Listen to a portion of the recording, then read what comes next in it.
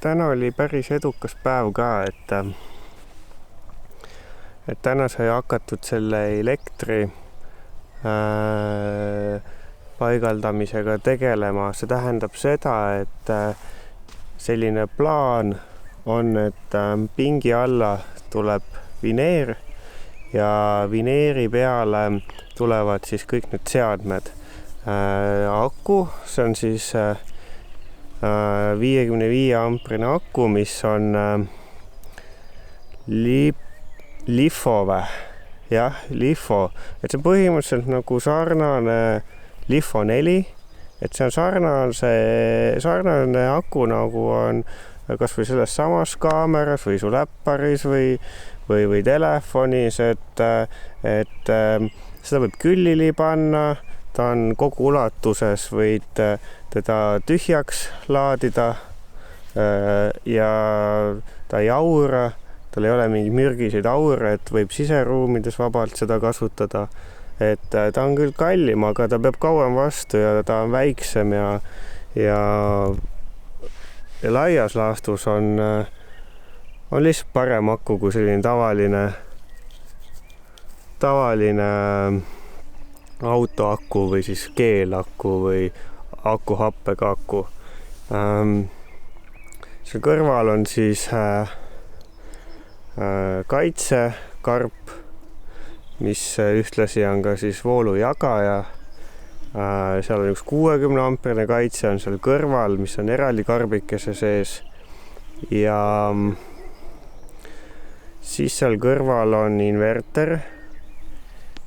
Siis seal on 10 amprine MPPT päikesepaneeli kontroller ja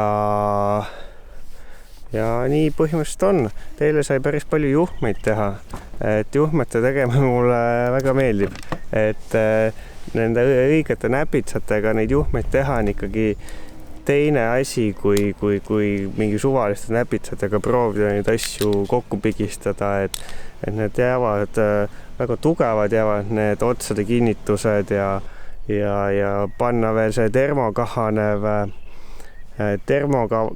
rüü ka peale, siis tundub täitsa selline, nagu oleks kuskilt tellitud kaabel, nagu nii-öelda profikaabel.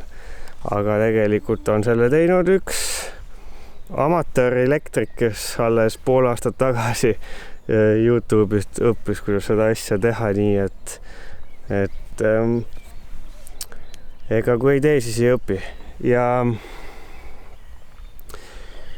lisaks nende kaablitele üks väike asi veel ka, et kui on siis lühikesed kaablid, siis peab vaatama ka, et kuidas need seadmed on omavahel ühendatud ja teinekord tasub see üks kaabli ots panna niipidi, teine panna niipidi ja ennem see kaabel ära venitada ja painutada sellise kujuga, nagu ta päriselt seal olema hakkab, et nii jääb lihtsalt see kaabel paremini hoidma. Ja ta ei, kui sa hakkad seda hiljem väänama, siis ta ei hakka ennast välja kiskuma, aga ta natukene seda ääre alt võib natukene seda kaabli sisu tulla rohkem välja. Ja siis päeva lõpuks oli see, et värvisime kogu plaadi ära. Nele seda tegid, ütles, et ta tahab ka midagi teha ja et tal on ebahuvitav, kui mina kogu aeg asju teen, mis on õige ka ja mul ei ole midagi selle vastu, et ta teeb. Ja meil on selline tume all õlivärv, millega me oleme ka veel paar asju kodus värvinud ja seal bussis on ka üks asi, see kõlariplaat värvitud selle värviga, et see on sealt Tallinnas Kodutohtrist ostetud, et ma ütleme niimoodi, et ma olen õlivärvi usku. Need ehituskaubamaja värvid on kõik